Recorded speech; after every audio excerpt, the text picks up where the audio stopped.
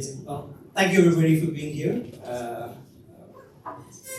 look forward to sharing some of our work and some of the lessons that we have learned and some of the directional updates that we see over the next few minutes with you all. So very quickly, just very quickly about me and why am I here. My name is Ani. I'm originally from India. I've lived and worked in many countries, but majority of my career has been in the UK. I have been lucky enough to participate in many AI-related products and offerings right throughout the journey. Like almost 16 years back, how many of us know what EPFL is? It's a university in Switzerland. I was doing some research work in a few months in a lab, which was an AI lab. It was not an intentional decision, but it turns out that I was lucky enough to play around with a few AI-related services from quite early stages. I used to be leading the intelligent infrastructure program for one of my clients, Network Rail, a few years back, where we were using AI to develop many solutions. So we used to call, for example, one of them predict and prevent. So it was about how can AI help detect from the data, terabytes and terabytes of data that Network Rail is having, to find out where are potential problems developing, what can be addressed before something breaks down, and then all of us are stuck waiting for a train which doesn't arrive, or worse, right? A lot of people, frontline workers in Network Rail, put their health and potentially their lives at risk anytime they're on the tracks and fixing things for us. So how can we once again move to a more preventative regime? And AI was a very crucial piece of that. And then 2.5 years back, I joined Sage. I don't know how many of you know Sage. Sage's mission is to help small businesses and mid-sized businesses thrive, right? We serve not only UK and US, but many countries globally. Think of us as we make a lot of software so that our entrepreneurs as SMB owners and those businesses, they can just focus on growing their business and becoming successful, right? They don't need to worry about how are they going to get things done. Sage has a whole range of software, accounting, payroll, HR. As you grow and you need more business process management, ERP solutions, Sage has a whole range of portfolio products that does that for you. So I joined that, and I think we already, before I joined Sage, already had an initial set of AI offerings that we were surfacing in the market, something that we have grown quite a lot in the last 2.5 years since I've joined. And coincidentally, 4 or 5 months after I joined, I, by the way, joined to lead design in a few areas for Sage. One of them was AI. But just 4 months after me joining, ChatGPT went viral. So I do think that my job has looked very different than what I expected when I joined Sage since then, right? And then as part of that, earlier this year in February, we also announced and have then since then launched and are scaling Sage Copilot, which is one of our flagship offerings in the AI space. So I'm going to talk a little bit about that as well in the coming few minutes. So because we are essentially talking about AI and what it means for design, right? Like many of us, like a lot of us designers, researchers, people in the user-centered, human-centered space, right? I thought what better to talk about AI and design than to actually use AI to actually help me, and not just help me, essentially lead the way and design this talk and see what it comes up with, right? So what I did was I used ChatGPT and Microsoft Copilot. Sage is quite big into that as well, to generate a really good outline. And then I had Claude, I don't know how many of you use Anthropic solutions as well, to actually generate a lot of slides for me. So I'm going to walk you through that and what AI thinks we should be doing, right?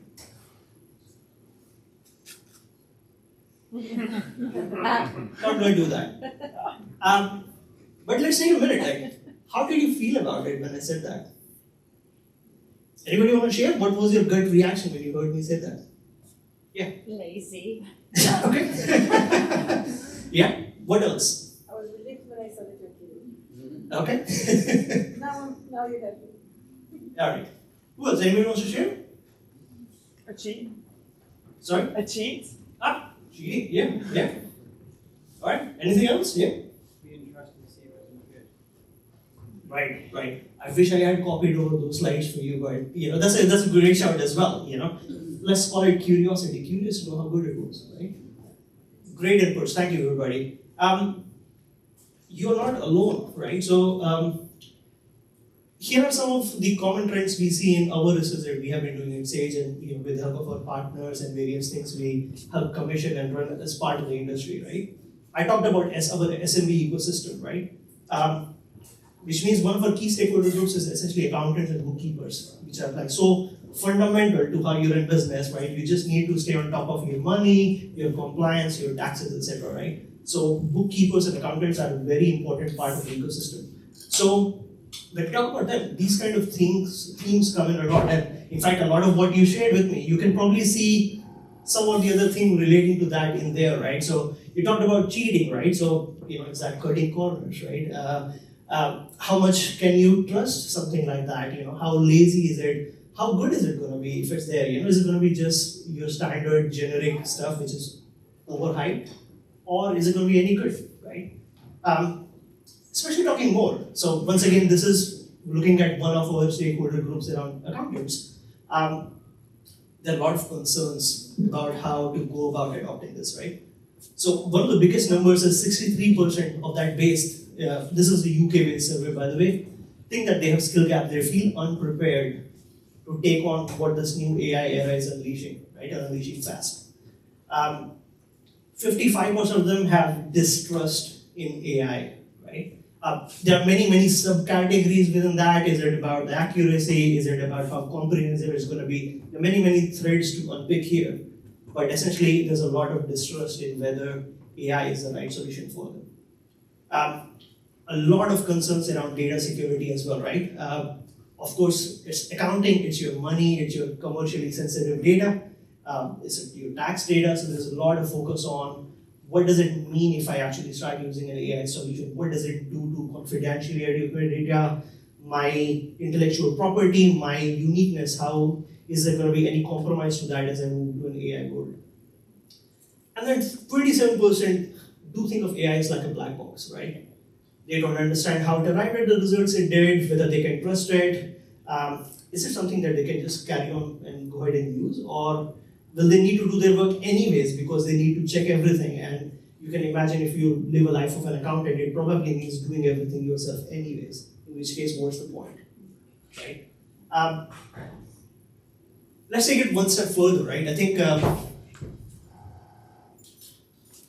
it's a spectrum, right? If you think about these various reactions that you also had, and if you think about your customers in whichever area and whichever industry segment you're working in, it's a range about how much of how comfortable would you be, how tolerant you would be, and how much of an early adopter you think your customers would be in this direction, right?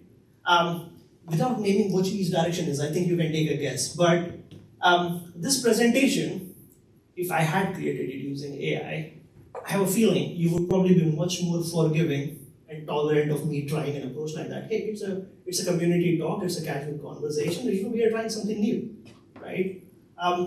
You would probably be not as happy if your accountant did that to your payslips. Imagine somebody taking a creative approach and trying out how it goes with your payslips.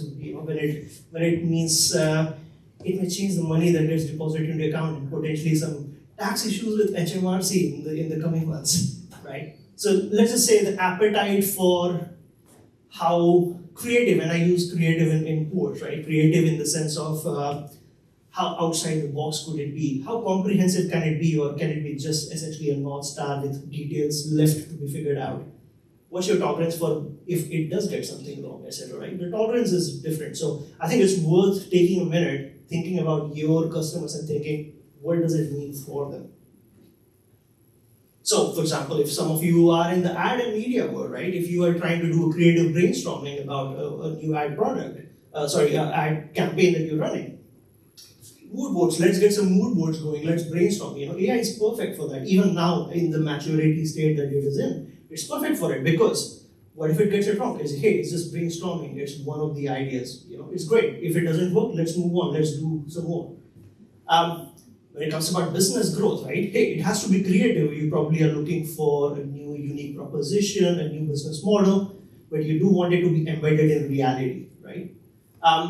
And then talking once again about some of the segments Sage deals with, you probably don't want somebody to take a very creative approach to how legally compliant you're being, how compliant with taxes you are being, right? So it's a big range, and I think we have to really understand what it means for an AI-powered solution to be good enough to be used in your industry's context.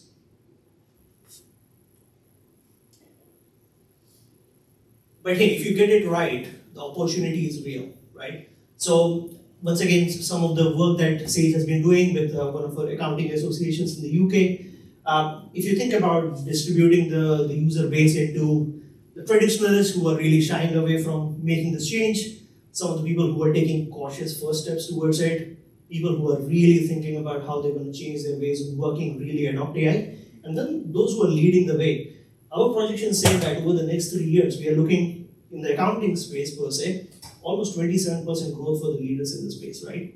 But that's the stats. If you personally ask me my personal guess of that, I would put that number as much higher than that, right? And that's, once again, we're talking about an industry which may have less offerings in the AI space now as compared to, once again, many other verticals, right? So the opportunity is real for those who can grab it. Vision brings me to like how we want to address it, right? And I wanted to switch the tones here a bit and talk about, in a way, like my point of view per se about what I feel we are heading towards, right? As designers, how do we approach and get ready for how we're gonna, address this transition? Because if you are one of the people like me who believe we're gonna be seeing more and more of AI everywhere, how do you really structure yourselves to be a fit for that growth and that career and that direction, right? I think I'll start from the foundational layer, right? And I think of this as foundational because I think all designers, well, I say designers, but people in this space, researchers, designers, strategists, I think there are a set of things you need to do in order to help your customers adopt and use AI in ways that actually bring value. That's, I think, is a fundamental layer, right? It's almost table stakes. If some of us are not doing it and have reasons why we think we should not do that, my personal view, and this is very much a personal view, is that I think there will be a struggle in terms of how well adapted you would be to where the industry is heading, right?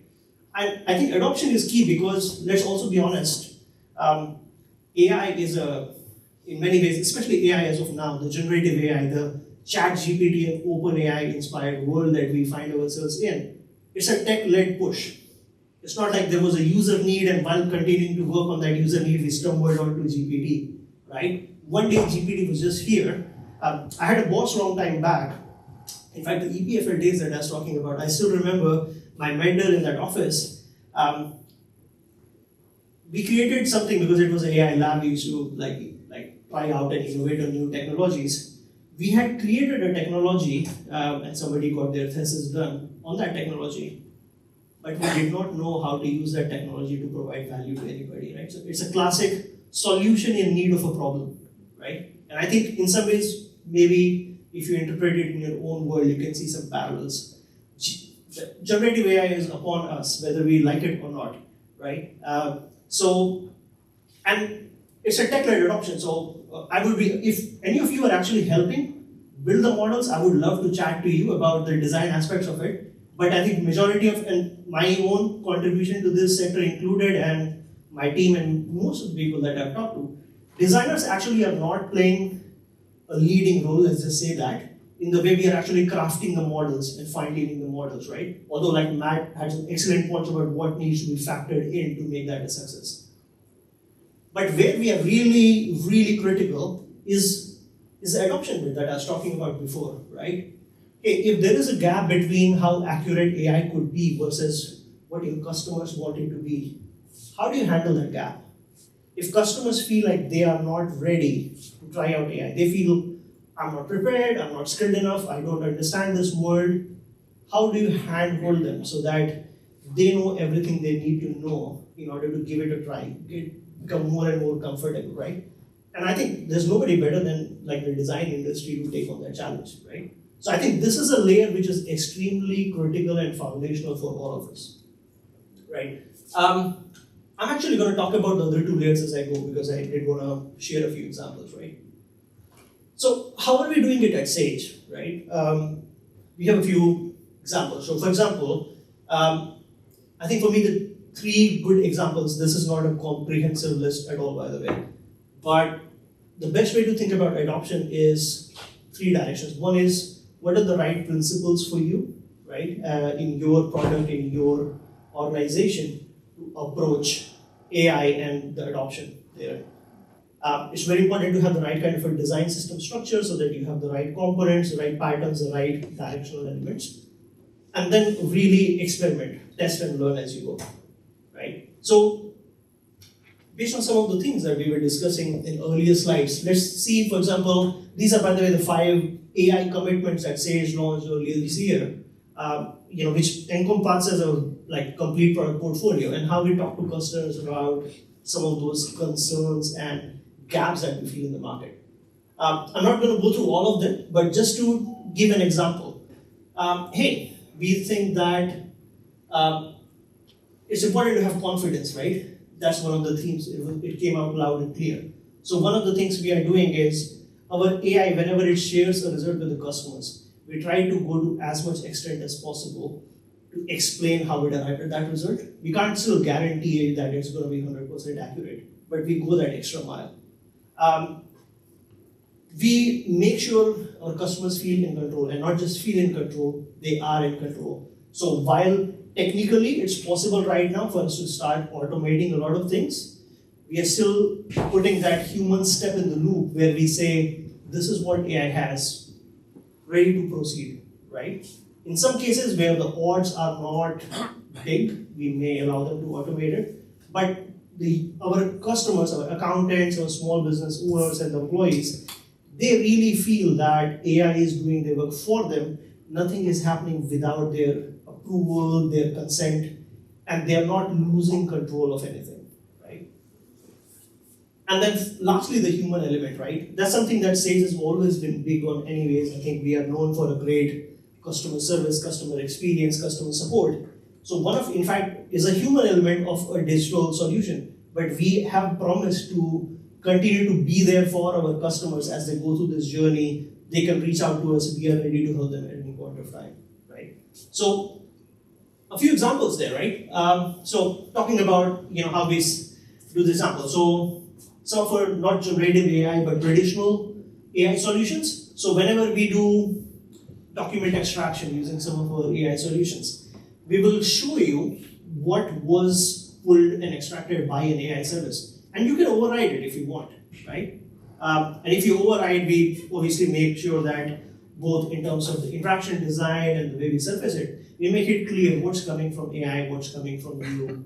It's very clear, nothing gets through the surface without you knowing it, right?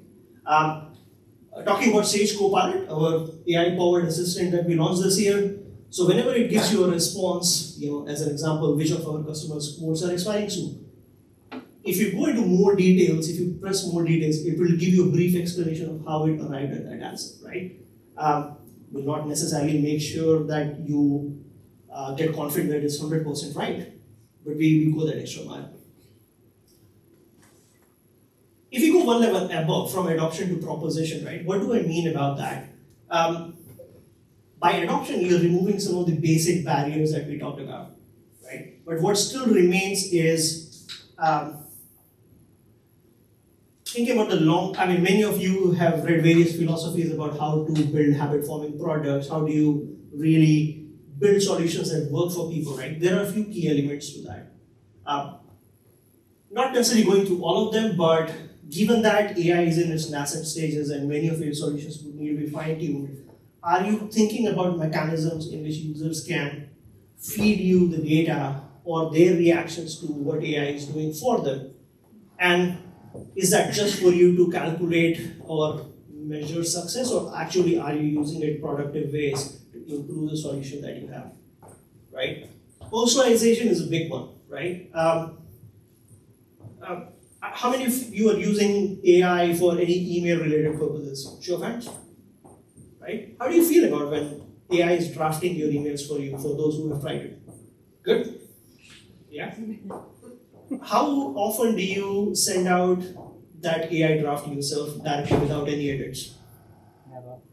Why? You're not just share like why does that happen usually? Tone of voice for me. Tone of voice, yeah. What else? It's synthetic, too polite. Bit synthetic, too generic. It doesn't feel like Mohan. It doesn't feel like Miles, right? Why can't AI learn that? It has your emails. It has been sending them for you, and hopefully it's an agent that's sitting on your Outlook or email system, anyways, right? If it does that, imagine how difficult it would be for you to switch over to a different system and start that journey all over again. Right? So personalization is in fact very, very key when it comes to how you really design for that influence. That is in some ways what we mean when we say behavioral design. Right? It's also very important. I had this in the slide already, but I was not sure how I was going to do on time, so I dropped it. Another thing about proposition is finding the right fitting use cases. I think it's very important, right? And lastly, I don't know how many of you read in the previous slide. I called that middle layer, being good on strategy, design, etc. The top tier, according to me, which if any of you are working on it or have an opportunity to work on it, I think that can be where design industry can be thought leaders and shape the industry in coming years, right? Starting like right now, it's happening right now. AI is the new UI, right? It's not just me feeling it. A lot of leaders who are really leading the space in terms of AI are saying the same. And it's also not just the UI, it's also your new team member. Whether you choose to use it or not is a different thing, right? We are all experiencing it in our own ways, right? There's a lot of natural language, natural interaction-based mechanisms that are now possible that were not traditionally possible, right? There are less requisites and less learning curves. Personal thing, I went to India, I'm originally from there, and I wanted to get the quality of water that my parents were receiving in the house, right? And I received a chemical mineral test report that I had no clue how to use. But I could upload that report, ask the generative AI solution to be the water testing expert, and just give me all the answers that I needed to know, without having to know or read or research any single thing about what it is and trying to become an expert or intermediate about what this whole space is about. So the whole level of how much do you need to know in order to operate in a space is getting reduced significantly. I think many of you probably have read articles about people starting businesses in a day by just using GPT. Somebody's creating a website, somebody's creating a campaign, somebody is drop shipping the product, right? It's becoming really fast. And I think the biggest step for me, I think, is this third one. If you think about our traditional GUI, I say traditional GUI, but the UI that we have been used to last 10, 20 years, you do the steps. If you are booking a flight, you know what you're doing, but you will still end up filling the form, looking at the results, putting your data all the time. Here's my passport number, here's my name. I think what's different about AI, and especially AI agents as they come up, is you can now just describe your outcome and let the agent do it for you. I think that's the biggest difference. It's not about chatbots. It's not about the particular UI mechanism of interaction. It's about the fact that you don't need to specify and do individual steps. You can just tell them what you need and it gets done for you. I think that will be the biggest fundamental shift we will see, right? So imagine if, in 2 years' time, I can just talk to my AI agent and say, hey, can you send my virtual persona to do this talk for me in the next few experts, right? I do think it's nearby. I don't think it's far off, even though it may look like a joke right now, right? Here's some of the codes that I was talking about. Microsoft, the undisputed leader in that space. Satya Nadella was having his keynote just last week, and he was talking about how Copilot is a new AI as far as Microsoft is concerned. Many of us, we are the design group, let's be honest, Nielsen normal group, a lot of us read that and are aware. Jacob Nielsen talks about AI as the first new UI paradigm in 6 decades, right? And then Y Combinator, one of the most popular incubators out there, they are exploring a future where they are saying how for every SaaS unicorn that exists in various industry verticals, how it is totally possible and totally feasible that there might be an AI agent that reserves that space and becomes an AI agent unicorn in the same vertical, right? So there's a lot that we are fighting for over here. It's a great exploratory space. That is my talk. Thank you so much.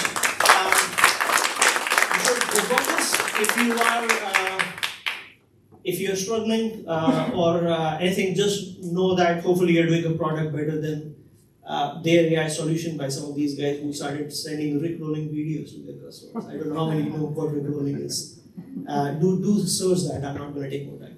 Thank you, everybody. Thank you, everyone. Please put your hands together for Annie. Thank you. We have a couple of minutes for one or two questions, if anyone has one.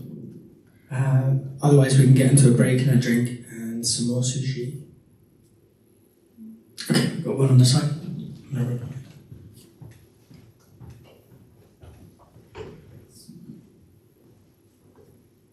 So I just have a quick question around the part where you mentioned stripping away the UI.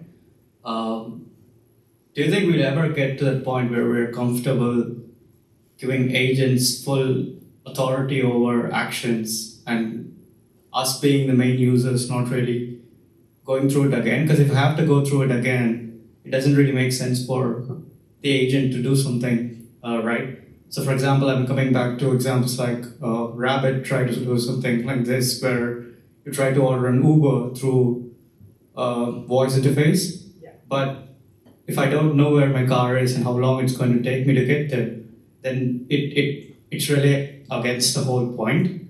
So what are your thoughts on that? I think it's a great question. We are definitely stargazing, right? So I'm not going to, in a way, by any means claim that I know the answer to that one. But I think if you look at, what I mean by stripping away is not to say that we will take the visual layer away. The point is, if you think about your traditional, because you use the Uber example, you going into the app, clicking those buttons. Now, if you want to check the status of the car, you are looking at the map, etc., right? Just now compare it to the scenario where you were, let's say, with a friend, and your friend ordered the Uber, right? What are your interactions with that friend as they order and they stay on top of it, right?